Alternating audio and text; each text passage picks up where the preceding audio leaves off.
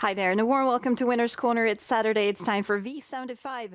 Join us. We're up to the middle part of Sweden to Bergsåker racetrack for some really interesting races. And of course, we're well on our way in the V75 World Cup. How are you doing there, Mike? Okay. I would have loved to do better, but I'm around place 600 somewhere. The Danish guests are really dominating the international league, though. It's going to be interesting to see what happens in the future there. So what about today's round? It was a really tricky round. I've really been analyzing this backwards and forwards before I sort of got a feel for something that I really believe in, but I'm quite happy with my system now as it ends up. Okay, let's see what Mike has for us today. We're starting off in the fifth race. This marks the start of the V75, and of course, we're interested in how you're going to solve this one. Yeah, it's a very interesting scratch here. The huge favorite has been scratched number 6, and that means number 5, Sugar Daddy, will have a much better post position here. Normally, the 5 is real tricky and tight, but now he has more room to maneuver, and he's pretty fast from the start with the circular system. He's been out on the V75 many times. He's always performing. Last time he was out against easier competition and he won very comfortably. So he comes with form. And since the horses on the inside aren't all that fast, I think he's actually got a chance to reach the front. And if he succeeds with that, I think the race is over. He can win it from the outside, but it's going to be trickier over this long distance. Great bet there, starting off the day. We're moving on to race number 7, and this is for the Cold Bloods, 2,140 meters. Which one of these would you like to promote? Very tricky race here. The favorite's really got a tricky post, but he's a good horse. But number 3, Mia, is the one that offers the best value for money here. Mia, second to last time, was driven by Magnus Jakobsen on the V75. Went off as a huge upset, but really performed strongly and finished very nicely there. The trainer says the form is intact and that the horse is ready to go about 125 up front there. Very fast from the start and a likely leader here. And if she races in 25 up front, they have to go 24 from the 20-meter tier, and that's real tricky. So she could win this one, but I'm playing a bit safe. A bit safe bet there from Mike.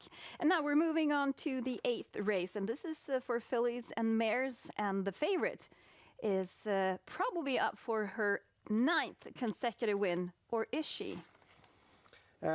Well, she travels far for the first time. She really moves up in class quite a bit, and I feel she's too much of a favorite. She's a fantastic horse, but I'm going to go against her. Number 6, Pastel Tilly, offers much better value for money. Completely overlooked this time on the V75, and I think we're getting great win odds on this one as well. Pastel Tilly, excellent form, second to last time. Very impressive finish at Bollnäs. The horse has really improved a lot this year since they operated her throat, and now she doesn't choke herself when she gets the lead. So I think Pastel Tilly will go to the lead here from an excellent post, and from that position she has to be beat, and I think it's going to be tricky.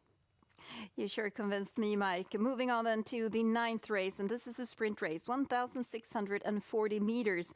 A lot of horses to consider, 12 of them. Have you found a winner? Very even race here. I've got a real outsider that I'm a bit excited about. Number 7, Ready for More. Do you remember this horse? This horse was out it went up to the silver division, was heading straight for gold division 2 years ago, then got injured. It was trained by Reijo Liljendahl at that time. Got injured, came back to the track, raced really well a couple of races, then got injured again, and has now been away for well over a year. Came back last time for a new trainer. Went okay, ran out of gas a bit at the end there, but since the horse has been injured so much, they haven't been able to train it at all. So I think the horse will improve a lot with that race.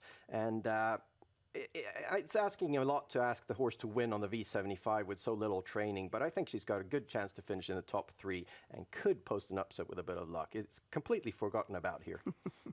Great, you remind us there, Mike. Now we're moving on to the daily double, and it's handed out in races 10 and 11. And of course, you need to find the winners in these 2 consecutive races. And the first leg of the daily double, wow, what a race this is. Nuncio, Digital Inc. What about the favorite, Tobin Kronos? It's a great race for being in November. It's almost world class on a couple of these horses. It's dangerous to go against Nuncio, but the way they looked last time, I'm going to go for Tobin Kronos. He went off stride shortly in the start and then looked wonderful all through the race. Had a lot of gas left in the tank, and this time I think he's going to take the lead, and Nuncio will be on the outside once again. So Tobin Kronos. A top race there, the first leg of the daily double and a banker from Mike. So how do you solve the second leg? Second leg, I've got the most exciting bet all day. Number 3, Global Science. This one I'm real excited about. This horse has raced really well for Peter Lundberg. He's won 6 races in his career. All of them have been from the lead. Second to last time was the first time he pulled the shoes on the horse, and he raced phenomenally well. That was a final on the V75. He finished very strong, looked wonderful, and a repeat performance of that will definitely win this race. He's pulling the shoes once again, American-style race bike on. He's got an excellent post. The other horses around him aren't all that fast, with the exception of number 6. So I think he'll take the lead, and he's going to be 7 for 7 in the lead. One straight double coming up from Mike, horses 4 and 3. And of course, it's only one combination. Now let's take a look at the pick 7 V75. It's handed out in races 5 through 11. And of course, the V75 World Cup is well on its way. You have a banker. The first leg, we talked about 5 Sugar Daddy. What about your banker in the second leg? Yeah, it's a little bit daring. Number 1 seems to be a very clear favorite, but that one risks getting locked in. I think Global Trader has shown fantastic form the last couple of races. Last time had a lot of gas left and got beat by a good horse. So Global Trader has really collected enough points to make it to a win, so to speak. So are these 4 really good bankers, or is it because the other legs are so difficult to solve, you really need to take a chance here? Well, I've really got to go for my gut feeling. On the V75 World Cup, you really got to go against all the others to have a chance. And I feel pretty confident about these bankers. I like them. And the other legs, hopefully we get upsets in those. 192 combinations for Mike's V75 system. And of course, good luck on the V75 World Cup. Hope you do better this time, Mike. For more information, please visit our website, SwedishHorseRacing.com.